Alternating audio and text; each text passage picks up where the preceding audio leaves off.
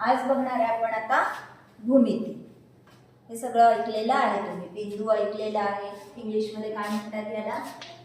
Point, बरोबर. याला म्हणतात सेगमेंट किंवा लाईन सेगमेंट. कशाला? रेषाखंड. याला म्हणतात लाईन.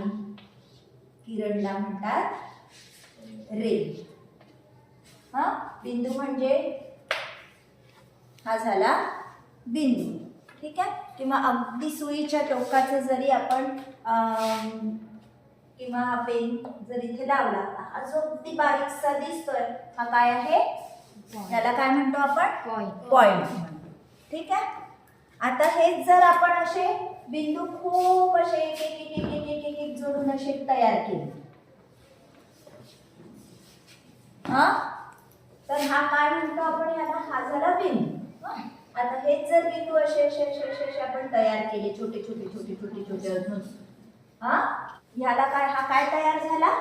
रेषाखंड. किंवा आपण जर एखाद्या पेपरला अशी दुमड घातली, हा, तर ही दुमड म्हणजेच काय असते?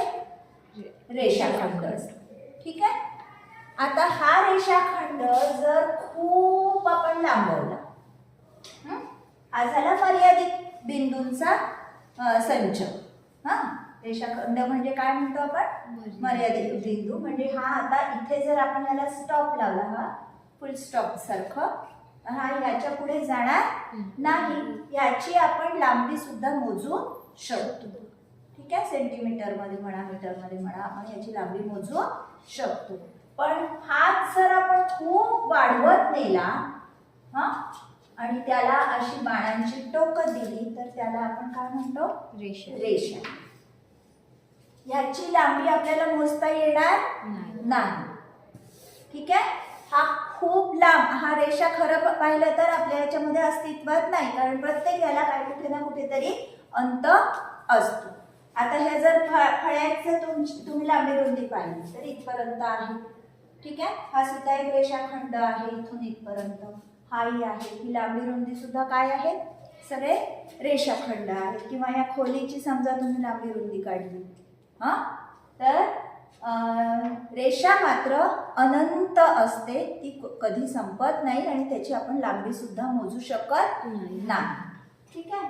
आता समजा हाच रेषा, ही रेषा, आता हे जाऊ दे, इथे राहू दे, हीच रेषा जर आपण फक्त एकीकडनंच लांबवली, एकीकडे बंद ठेवली, सूर्याची किरण पाहता तुम्ही, पाहता, किंवा लाईट वगैरे सुरू असला की तिथून किरण निघतात, ऐकले? रेज निघतात, त्याला आपण काय म्हणतो? रेज म्हणतो, ठीक आहे. रे किंवा रेज. रे काय म्हणू आपण? एकीकडनं बंद आणि दुसरीकडे तो खूप वाढत जाईल, त्याच्यामुळे आपण रेची सुद्धा, किरणाची सुद्धा लांबी मोजू शकत नाही, परफेक्ट लांबी मोजू शकत नाही. आलं लक्षात? इथपर्यंत आले याच्यावर गोष्टी लक्षात? समजा ह्या रेषेमध्ये आपण असे समजा खंड पाडू शकतो, रेषाखंड पाडू शकतो. वाचायचं कसं सगळ्यांना? पॉइंट ए म्हणा, किंवा काही तुम्ही नावं देऊ शकता, पॉइंट एम, पॉइंट एक्स, ठीक आहे. ह्याला कसं वाचणार? रेषाखंड A B.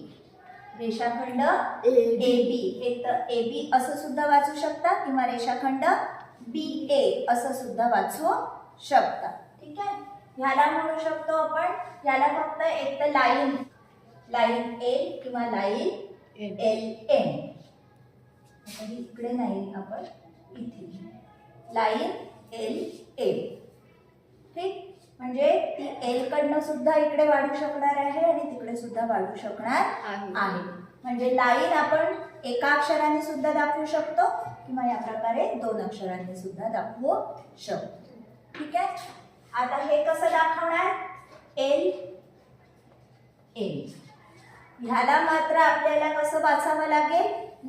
Kiran L M असंच याचं वाचन करावं लागेल. किरण एम एल करू शकू का आपण? नाही, कारण तो कुठून सुरू झालाय? एल पासून सुरू झालाय, म्हणून याचं वाचन कसं करणार आपण? किरण एल एम, रे एल एम, ठीक. तिकडनं इकडे असेल तर आता ह्याचं वाचन कसं कराल? ML. हा, काय म्हणाल? किरण ML किंवा रे ML. ठीक आहे, आलं लक्षात इथपर्यंत? आता बघू आपण याला समजा आपण अशी फोल्ड घातली आहे. आपण कोरा कागद घेऊ, याला समजा अशी आपण फोल्ड घातली. ठीक आहे, याच्यावर समजा असे 2 बिंदू घेतले. बघा, ही फोल्ड आहे म्हणजे काय आहे? लाईन आहे. लाईन म्हणू शकतो आपण, लाईन सेगमेंट म्हणू शकतो, कागद आहे म्हणून. ह्याच्यावर समजा असे 2 आपण बिंदू काढले. आता त्या दोन्ही बिंदूंवरून जाणारी अशी आपण परत दुसरी रेषा काढू शकतो का किंवा फोल्ड मारू शकतो का? मारू शकतो. दुसरी फोल्ड दोन्ही बिंदूंमधून जाईल अशी. बघा, ही तर फोल्ड आहे. आता दुसरी फोल्ड मी आता समजा याच्यावर मारली तर ती एक तर ह्या बिंदूवर येईल, नाही तर ह्या बिंदूवर येईल. बरोबर, या दुसऱ्या रेषा तयार झाल्या. पण ह्या दोन्ही बिंदू येतील अशी मात्र फक्त एकच आपण त्याला दुमड मारू शकतो. म्हणजे जर असे आता हे 2 बिंदू घेतलेत आपण, ह्या बिंदूमधून आपण किती रेषा काढू शकू रे? किती रेषा काढू शकू? दोन्ही बिंदू येतील अशा किती रेषा काढू शकू? फक्त एक. ह्या रेषे बिंदूवरून काढलं तर आता ही रेषा इकडे येणार नाही किंवा ही काढली तर इकडे येणार नाही. याच्यावरून परत आपण भेटू शकतो, पण दुसरी रेषा काढू शकत नाही. समजला? म्हणजे जर कोणतेही 2 बिंदू दिलेले असतील तर त्याच्यामधून फक्त एक आणि एकच रेषा जाते. हे लक्षात ठेवायचं. आता समजा हा जो बिंदू आपल्याला मिळाला आहे, हा समजा आपण दुमड मारल्यावर हे 2 तर घेतले, पण हा एकच जर बिंदू आपण ह्याच्यावर काढला तर आपण आता ह्या बिंदूवरून मात्र थोडासा मोठा करू, तुम्हाला दिसत नाही म्हणून तो बिंदू.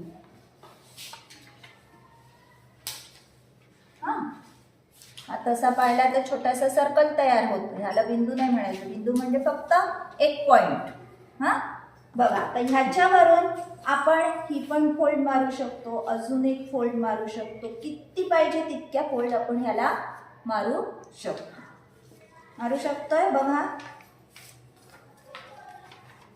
बघा किती फोल्ड आपण मारले याच्यावरून.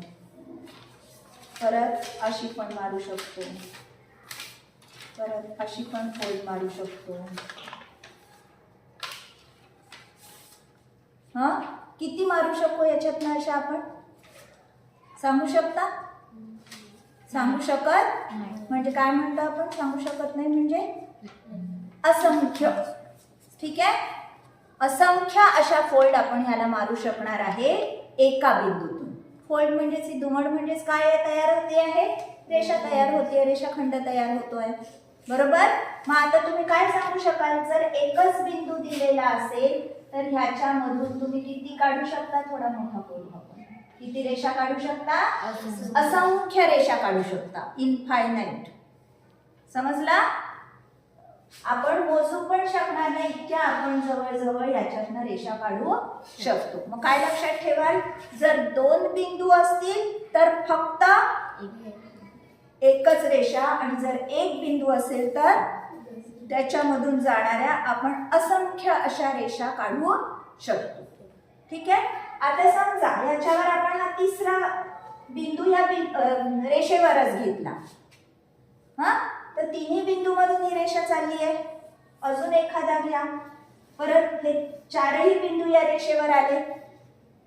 किती रेषेवर आले 4ही बिंदू? एका रेषा. आता समजा हा एक बाजूला बिंदू घेतला, आता हा बिंदू आपण ह्या रेषेवर घेऊ शकतो का? किंवा इथे अजून एखादा दुसरा घ्या. हा बिंदू ह्या रेषेवर घेऊ शकत नाही. मग ह्या सगळ्या बिंदूंना आता समजा याला ABCD म्हणू. बिंदू A, बिंदू B, point B, point C, point D. याला समजा म्हणू LM. ह्या सगळ्या बिंदूंना काय म्हणणार आपण? एका रेषेवर आहे म्हणून अशा बिंदूंना म्हणणार एकरेषीय. काय म्हणणार? एकरेषीय बिंदू. ठीक आहे. आणि आता हे ह्या रेषेवर येऊ शकतात का? नाही. मग अशा वेळेस ए आणि एल हा कसा बिंदू, ए एल एम हे कसे बिंदू झाले, नैक रेषीय. काय म्हणायचं, याला एका रेषेवर आहेत सगळे बिंदू त्यांना म्हणायचं एक रेषीय बिंदू, किंवा इंग्लिश मध्ये म्हणायचं कोलिनियर. काय म्हणायचं, कोलिनियर पॉइंट्स. आणि जे नसतात वेगवेगळे एका रेषेवर जे पॉइंट्स येऊ शकत नाही त्यांना म्हणायचं इंग्लिश मध्ये म्हणायचं नॉन कोलिनियर पॉइंट्स.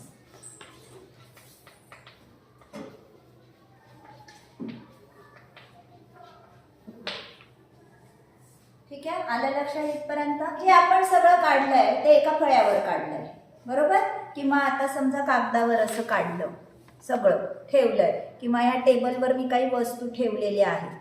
हां, तर हे टेबलाचा जो टॉप आहे तो, किंवा हा फळा आहे, किंवा हा कागद आहे, याला सगळ्याला काय म्हणायचं, प्रतल. काय म्हणायचं, प्रतल, किंवा इंग्लिश मध्ये म्हणायचं प्लेन. ठीक आहे.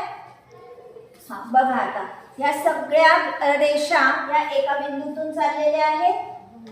हा, या सगळ्या रेषा एका बिंदूत कुठेतरी छेदतात एकमेकांना, म्हणून या सगळ्या रेषांना काय म्हणायचं, एक संपाती रेषा. एक संपाती रेषा. आणि ह्या बिंदूला म्हणायचं संपात बिंदू. कोणत्या बिंदूवर छेदतात एकमेकांना, समजा याला आपण नाव देऊ पॉइंट बी.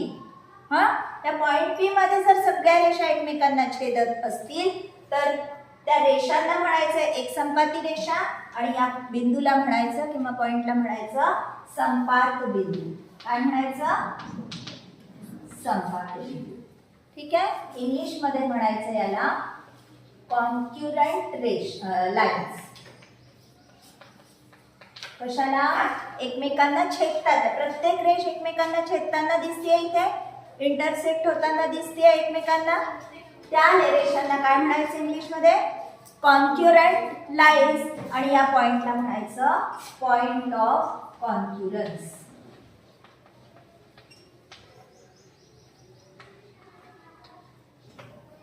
ठीक आहे, आलं लक्षात.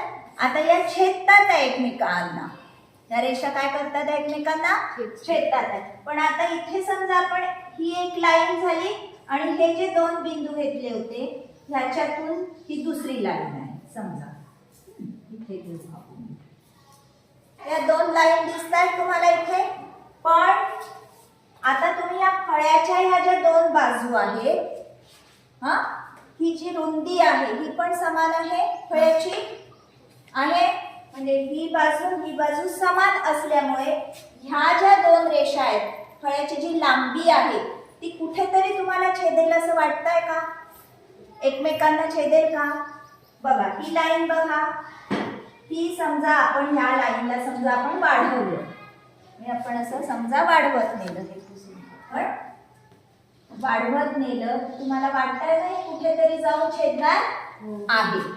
ठीक आहे. पण ह्या फळ्याच्या दोन लाईन सारख्या जर लाईन असल्या, किंवा आपण इथे काढू अशी आणि ही अशी, म्हणजे ह्या दोन्ही मधलं अंतर कसं आहे, सारखं आहे. समजा तुम्ही ही फोल्ड जर ह्याला बरोबर अशी मारली,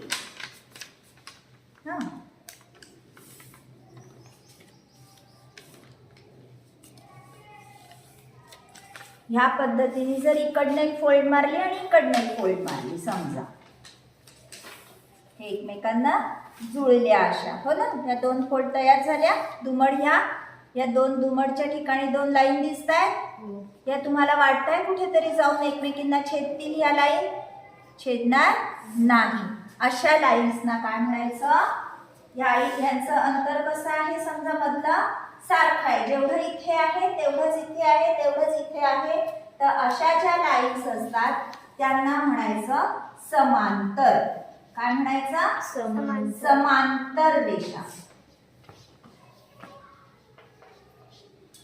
ठीक आहे. का बरं समांतर म्हटलं, कारण त्याचं मधलं जे अंतर आहे, त्या दोन लाईनच्या मधलं अंतर जे आहे ते प्रत्येक ठिकाणी कसं असणार आहे, समान असणार आहे. ठीक आहे. याला इंग्लिश मध्ये म्हणतात पॅरलल लाईन्स. रेल्वेचे रूळ पाहिले आपण. रेल्वेचे रूळ कसे असतात? एकमेकांना समांतर असतात. जर ते एकमेकांना जर जुळल्या तर काय होईल? रेल्वे त्याच्यावरून जाताना ऍक्सिडेंट होईल ना, का नाही? म्हणजे रेल्वेचे रूळ या फळ्याच्या ज्या दोन बाजू आहेत, ह्या बाजू म्हणा किंवा ह्या बाजू म्हणा, लांबी सुद्धा एकमेकांना समांतर आहे आणि रुंदी सुद्धा एकमेकांना समांतर आहे. ठीक. तर अशा लाईन्सना काय म्हणायचं? पॅरलल लाईन्स किंवा मराठीत म्हणायचं समांतर रेषा. ठीक आहे.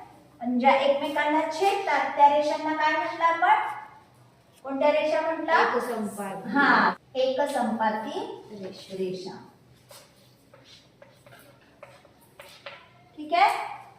इंग्लिश मध्ये म्हटलं कॉन्क्युरंट लाईन्स. आणि ज्या एकमेकांना अजिबात छेदत नाही त्यांना म्हणायचं समांतर रेषा किंवा पॅरलल लाईन्स. ठीक आहे. आलं इथपर्यंत लक्षात? व्हिडिओ आवडल्यास नक्की लाईक, शेअर आणि कमेंट करा. आणि हो, सबस्क्राईब केलं नसेल तर अवश्य सबस्क्राईब करा, म्हणजे मी नवीन अपलोड केलेल्या व्हिडिओजचे तुम्हाला नोटिफिकेशन्स मिळतील. धन्यवाद.